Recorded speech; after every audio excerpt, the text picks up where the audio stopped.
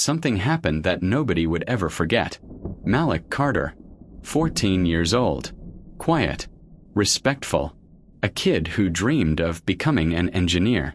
He wasn't the loudest in class, but he was one of the brightest. And yet, one teacher decided that wasn't enough. Mr. Thompson.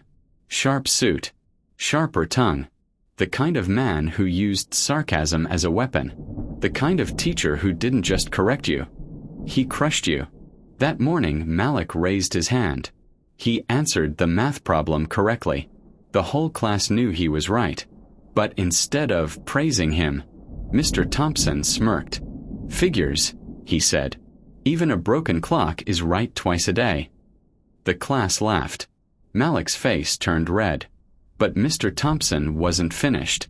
"Maybe next time, Malik, you can focus on actually learning, instead of daydreaming about the NBA. That's the only place kids like you end up anyway."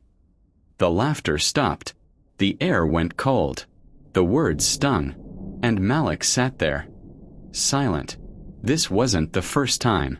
For weeks, Mr. Thompson singled him out. Every mistake magnified. Every success dismissed. And every word dripping with something darker than just criticism. But Malik stayed strong. His mother always told him, "Keep your head high. Don't give them the satisfaction." Then came the group project. Malik built a model bridge. Wood, string, hours of effort. He poured everything into it. When he presented, the class clapped. He explained every detail with pride. And then, Mr. Thompson stepped forward, arms crossed, voice sharp. "Did you even build this yourself, Malik? Or did your father do it for you?" Gasps filled the room. Malik froze. This was his work, his passion. And yet, his teacher refused to believe it. "Cheating won't save you," Mr. Thompson sneered. "Because no matter how hard you try, boys like you don't succeed. You just pretend." The silence was deafening.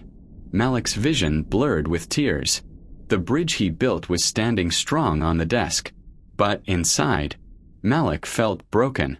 That night at home, he stayed quiet. But his father noticed. Marcus Carter, veteran, disciplined, a man who carried strength in his presence alone. He asked his son what happened. And when Malik finally told him, Marcus didn't yell. He didn't rage. He simply said, "Tomorrow, I'm walking you to school." The next morning, the classroom buzzed. The teacher scribbled on the board. The students whispered. And then, the door opened. Marcus Carter walked in. Malik followed. The room froze.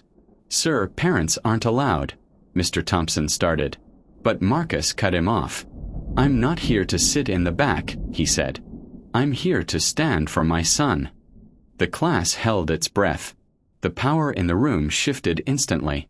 "For weeks," Marcus said, "you've tried to humiliate him. For weeks, you've made him feel small.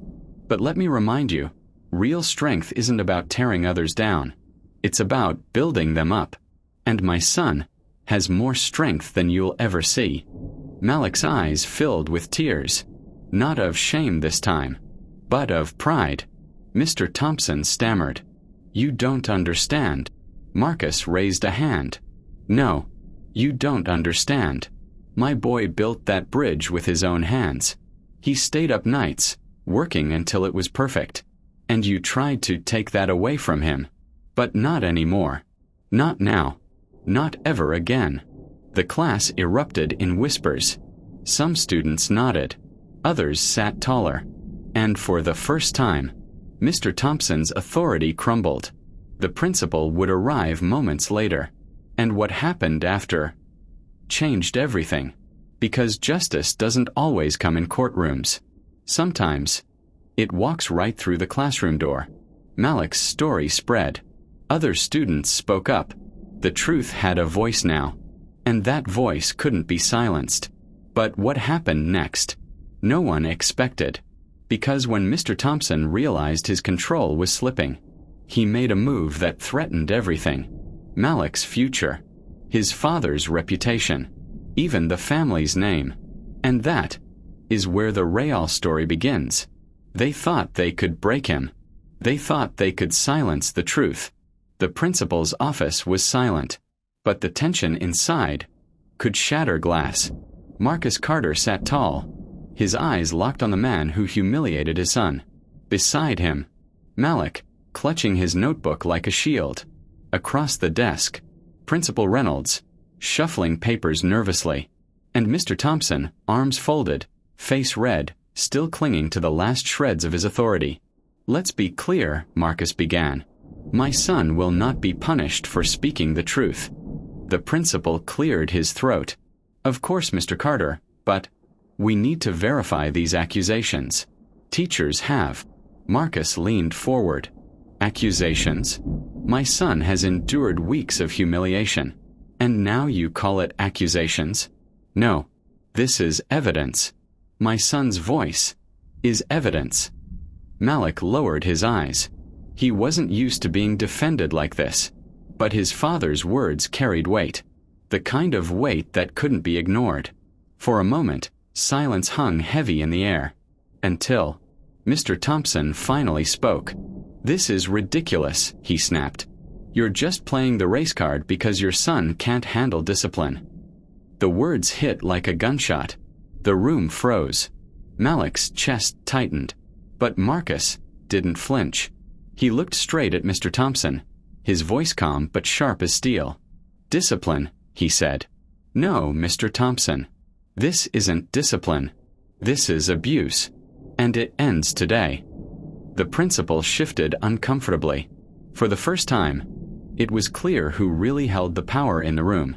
But Mr. Thompson wasn't finished. With a smug grin, he pulled out a folder from his bag. "If you want evidence," he said, "then let's talk about this." He slid the folder across the desk. Inside were disciplinary reports. Dozens of them. Malik's name, written again and again. Late assignments. Disruptive behavior. Talking back. Each page a weapon. Each line a trap. Malik's eyes widened. He had never seen these before. They weren't true. They couldn't be true. The principal frowned. "Malik, this is serious. If these reports are accurate, we might be having the wrong conversation here." Marcus flipped through the pages. His jaw tightened. He knew exactly what this was. "You've been building a case," Marcus said slowly. "You've been stacking lies one by one. So when the time came, you could bury him." Mr. Thompson smirked. "Or maybe your son just isn't the innocent little angel you think he is." The tension snapped. Marcus slammed the folder shut. "You picked the wrong child," he said, his voice low. "Because Malik isn't alone anymore." The room shook with his words. The principal shifted nervously. But Malik felt something rise in him. For the first time, he wasn't just the quiet boy in the back of the class. He had a voice. And it was ready to be heard. But just when it seemed like justice was within reach, Mr. Thompson leaned back, arms crossed, eyes cold. "You think you've won? You don't know who you're dealing with. This school protects its own. And I have friends in higher places than you can imagine." The threat hung in the air.